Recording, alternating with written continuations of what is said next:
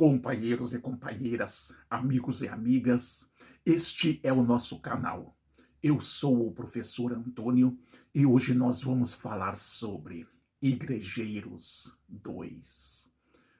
No idioma português, a terminação da palavra em eiro significa profissão. Então, quando eu falo igrejeiro, significa uma profissão. Eu não estou falando de religião. Eu estou falando de pessoas que usam a religião para ganhar dinheiro e para enriquecer. Essas pessoas é que eu estou chamando de igrejeiro, porque eles não são religiosos. Eles usam a profissão para enriquecer. Eles usam a profissão para ganhar muito dinheiro. Aí você diz assim: ah, mas brasileiro não é religião, brasileiro é nacionalidade. Mas aí tem um erro. Porque quando os portugueses, lá no seu início, próximo a 1500, quando eles vieram para o Brasil e eles tomaram posse do Brasil, ou seja, eles tomaram o Brasil das mãos dos índios, eles descobriram o pau-brasil. E eles botaram os índios para trabalhar em troca de presentinhos. Ou seja, a corrupção tinha começado aí mesmo. Botaram os índios para trabalhar em troca de dar espelhinhos para eles, de dar bijuterias para eles, algumas coisas brilhantes que parecia ouro, parecia prata. E em troca, os índios cortavam madeira de pau-brasil para que Portugal pudesse levar essa madeira cortada pelos índios. Eles deram as ferramentas para os índios cortar madeira e os índios ficaram muito felizes porque ganharam ferramentas que cortavam muito bem. E desta maneira os índios trabalhavam muito, cortavam muita madeira para os portugueses. E esses índios foram chamados de brasileiros, aqueles que trabalham com pau-brasil. Então os portugueses começaram a falar: vamos lá conversar com os brasileiros. Vamos lá ver os brasileiros. Quem era brasileiro? O índio que trabalhava com pau-brasil. Então, aí a palavra eiro continua sendo um sufixo de trabalho, referente a trabalhadores. Então, latoeiro, pedreiro, carpinteiro, marceneiro, brasileiro, todos trabalhadores. Então, quando eu falo igrejeiro, eu falo aquela pessoa que fez da igreja o seu trabalho, porém, nós não estamos condenando o trabalho, nós estamos condenando a exploração deste trabalho e a exploração desta atividade como forma de enriquecimento às custas da fé de um povo. Nós vemos em programa de televisão determinado pastor, ou se diz pastor, que quando ele tem meia hora de programa, ele passa 15 minutos falando em como depositar nas contas o dinheiro, em como fazer os propósitos, as doações, em como fazer o pagamento dos dízimos e como arrecadar mais dinheiro, porque ele precisa muito de dinheiro. Então, 15 minutos ele passa falando de dinheiro e outros 15 minutos ele passa falando ou de política ou do diabo. Eu te pergunto, que tipo de pastor é este cara? Multimilionário, só anda de avião a jato para lá e para cá ou de helicóptero, ganha muito dinheiro, é muito rico, aliado do ex-presidente da República, diz que era o mentor espiritual do presidente da República e defende um presidente que destilava ódio para todos os lados, o ex-presidente que destilava ódio, o ex-presidente que falava em metralhar pessoas e que falava que não era coveiro para se preocupar com a morte das pessoas por Covid. E esta pessoa, no entanto, que se diz pastor, só fala em dinheiro, só fala em diabo, ou só fala em política, defendendo este tipo de política. Então nós não podemos chamar estas pessoas nem de pastores, nem de bispos, nem de apóstolos, e muito menos de missionários. Qual é a missão deles? Ganhar dinheiro para Deus? E Deus quer dinheiro, Deus precisa de dinheiro?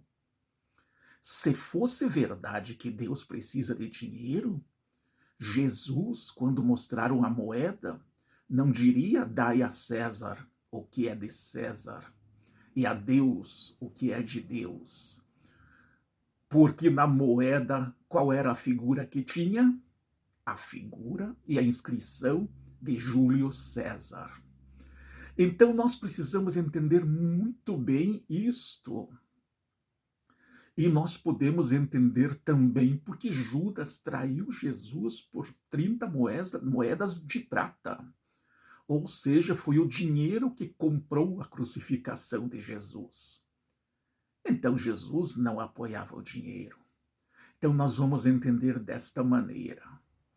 Então essas pessoas que fizeram da profissão ou fizeram da religião a sua profissão para enriquecimento, para ganhar muito dinheiro, para ter seus jatos particulares, para ter os seus helicópteros.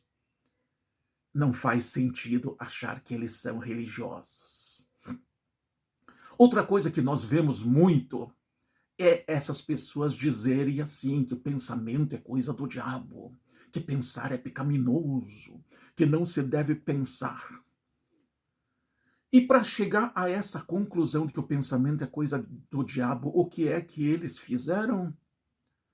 Pensaram. Então, eles cometeram uma coisa do diabo, que foi pensar.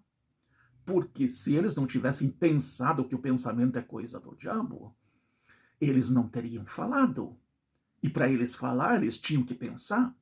Se não foi eles que pensou, foi alguém que pensou. E esse alguém que pensou cometeu, digamos, um trabalhinho do diabo. Gente, isso tudo não passa de enganação. É desta maneira.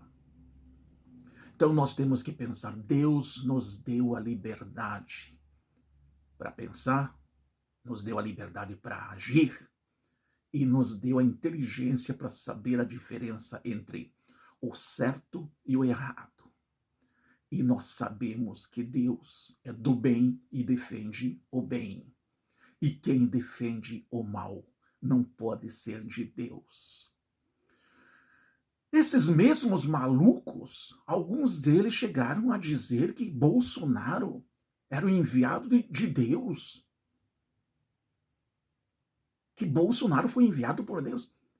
Gente, Deus enviou uma pessoa com ódio, com raiva, dizendo palavrões. Aí eles misturaram política com religião e quando acontece isso, dá ruim. É muito ruim. Porque são vários os reinos na história da humanidade que misturaram política com religião. E eram reinos muito ruins, governos muito tortuosos, governos maus, incompetentes e autoritários. E muitas vezes, na maioria das vezes, esses governos que misturam religião com política, eles são governos sanguinários e cruéis. Então nós temos que tomar muito cuidado com isso. Lá num passado bastante longínquo, quando a Igreja Católica se misturava com príncipes e reis, a Igreja Católica cometeu muitos erros. E agora nós vemos igrejas evangélicas cometendo os mesmos erros que a Igreja Católica cometeu na Idade Média. Só que eles cometem esses mesmos erros agora. Inclusive, essas pessoas passaram a pensar que a Terra é plana, como se pensava na Idade Média.